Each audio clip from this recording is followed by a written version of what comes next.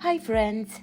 Today I'm excited to show you something that I'm confident it will change the way you transfer embroidery designs onto fabric. We'll be making paper iron-on embroidery transfers that you can use to quickly transfer embroidery patterns onto multiple fabrics. If you're not familiar with what I'm talking about, I will show you in a second. If you bought embroidery books, and I'm sure you did, you saw that some books come with reusable iron-on transfers. This is how they look if you never saw them before. So these are basically paper printed with patterns that you can use multiple times to transfer the designs onto your fabric. Now, most good books have these iron-ons. This is one of my favorite books, Trish's Book of Embroidered Flowers. This is how they look, and if I'm not mistaken, these transfers are probably A4 or letter size. And the same, you can reuse these transfers multiple times to transfer the designs onto fabric. So let's get started and see what materials you'll need to create these paper iron-ons. First of all, we will use a Cricut maker machine, a Cricut Easy Press in medium size, and infusible ink pens. These pens are absolutely amazing because they have a very fine tip, 0.4 millimeters. So this is amazing because it's exactly what we need, a very fine tip. Then we will use A4 laser paper. This is the normal laser print paper. And we will use the digital embroidery pattern which I created for today. If you'd like to use the same one I'm using, you can download the SVG from Makenstitch.com. And then we will need fabrics. The fabric I'm using is not the one that Cricut recommends. This is honestly the cheapest fabric you can find on Amazon. It's a linen blend which you can find with a quick Amazon search. It's everywhere. As you see, I prepared multiple layers of fabric because I want to test and see how fast can we stamp these with the paper iron-ons we'll create. Why is this method the best thing ever? And why is it important to transfer patterns quickly onto multiple layers of fabric? Well, if you have an Etsy shop or your own shop and you're selling embroidery kits or printed fabric, you know that the most time-consuming part of preparing a kit is transferring the pattern onto the fabric. And I want to show you, this is an embroidery kit I used to sell in my own Etsy shop. This is how the printed fabric looks like. I used the same method that I'll be showing you today for both the pattern and the logo at the bottom. I'm not showing you today the printed logo part. This is something for another video. But today we'll see how you can transfer in a matter of seconds your patterns onto fabric. And probably, I don't know, we will test it. But in 1-2 minutes, you'll have at least a few good fabrics stamped with your pattern. So that's basically the hard part of making a few kits solved in a few minutes. For the example today, I placed multiple embroidery patterns onto an A4 artboard. For this step, you can use whatever software you're comfortable with, like Illustrator, Inkscape, or even Canva. Once you place your designs and you're happy with the artboard, regardless of the design software you're using, export this A4 page as an SVG. Now let's open Cricut Design Space and create a new project. Click Upload and select your SVG file and drag it to the Cricut Design Space. Click Upload. Once it's uploaded, click Add to Canvas.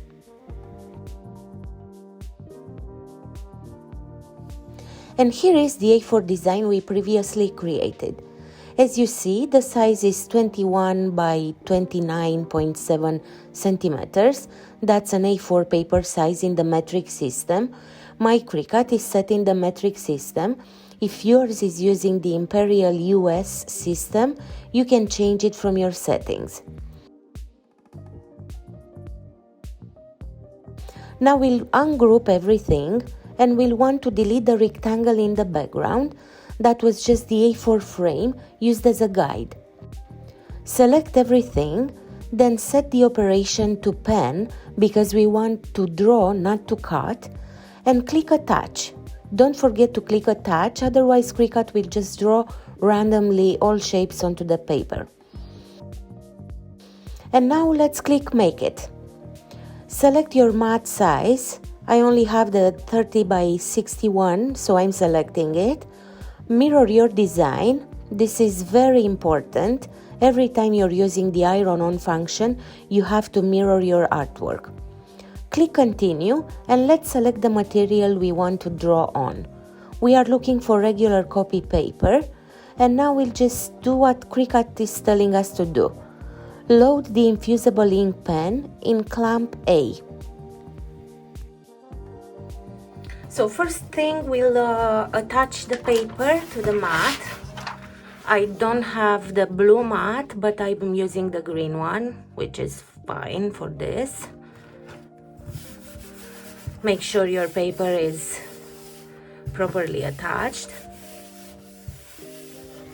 And then we will put it in the Cricut. Now, the next thing I will do is, for this project, I'll use the black infusible ink pen. As prompted before, we will want to load it in clamp A. Don't touch clamp B, we won't need that. Press load to load the pen, and then press go. And now let's see the magic happen. And this is the massive benefit of this method.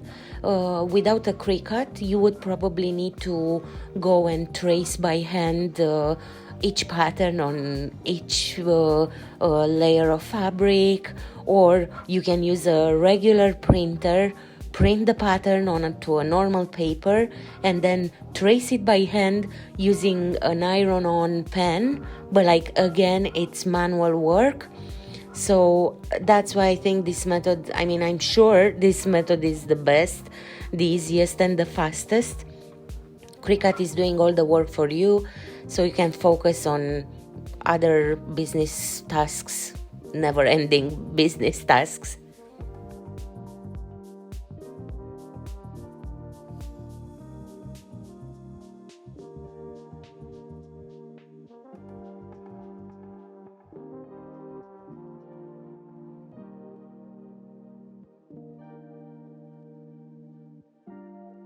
This is our pattern. This is how it looks like. Exactly like the patterns you see in these books. You can use it to actually sell it on Etsy. I actually saw some shops selling these paper iron-ons. Or you can include it in your embroidery kit as a nice to have for people who want to restitch that particular pattern so they can transfer it easily.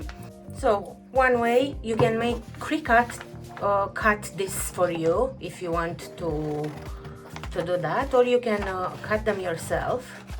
And let's say I want to stitch the big one. So now the final test.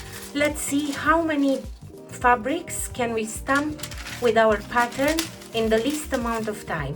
You will also need baking paper, and let's get started. So now turn on your heat press. So I have it at 200 degrees, 200 Celsius, and we'll let it warm up.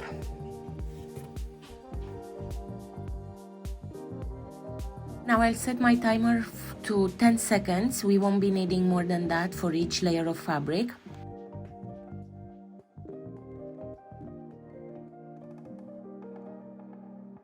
And now let's begin. Once your easy press is heated, place the pattern with the printed side down, Then on top of it, place the baking paper and then press for 10 seconds using your easy press.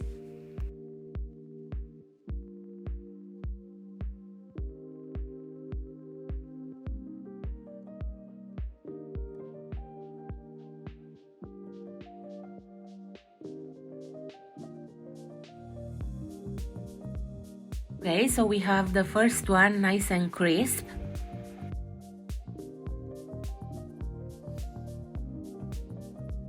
Repeat the same process for the next layer of fabric and press the timer on your easy press. We'll be leaving it same for 10 seconds.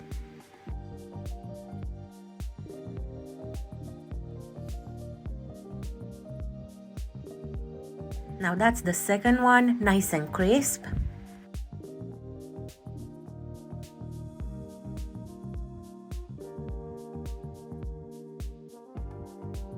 Now the same for the third one. Press the timer on your easy press for another 10 seconds. And let's see how crisp this third one will turn out. Nice, nice, very nice. So the third is super crisp. Fourth one, let's see how it looks on a blue background. Leave the easy press, same as the previous ones, 10 seconds.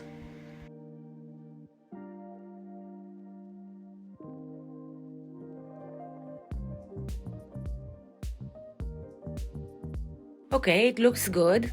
A bit faded comparing to the first ones, but it's still okay.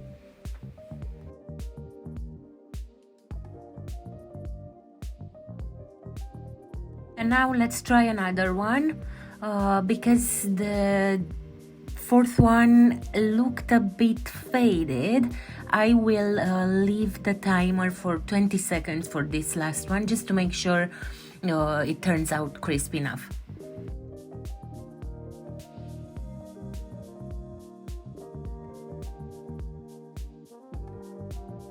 Nice, so we got another one. We have 5 so far, so let's try another, but I don't know. Let's see.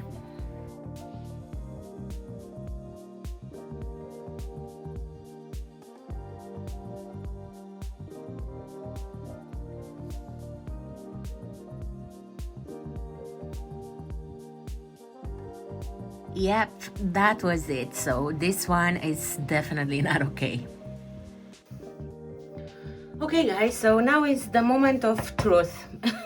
Let's see how many patterns did we stamp. So basically, if you have an Etsy shop, how many embroidery kits you did in a minute.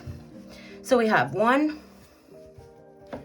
super crisp, and please have in mind this is not the fabric Cricut recommends, so this is just normal Amazon, like a linen blend from Amazon. So second,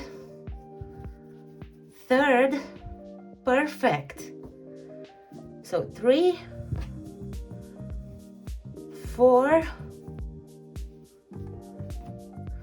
5, it's okay, decent enough.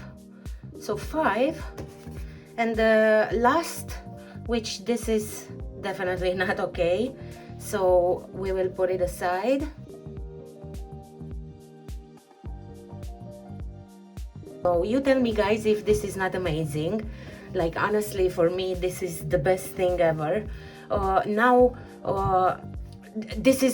This is the way to go. Like if you have a shop, a small shop, and you're doing yourself everything, this is the way to go, definitely. There is a way to make the Cricut print directly on your fabric, but that is not sustainable. Trust me, I tried it. I will make a video and compare it with this one. The time it takes to prepare the fabric, because you have to prepare the fabric so you're not jamming the machine. Then it's taking a long time for the machine to print it, and it's just one. So honestly, it's not worth it. So if you really want to do a lot of things in 1 minute, like print, because this is basically 5 kits done in under a minute. So I think this is amazing. So this was all, guys. Thank you so much for watching. You can download this pattern, by the way, the SVG file, if you want to try yourself. If you have a Cricut and you want to give it a try, you can download it from my blog, makenstitch.com. And see you next time. Thank you for watching.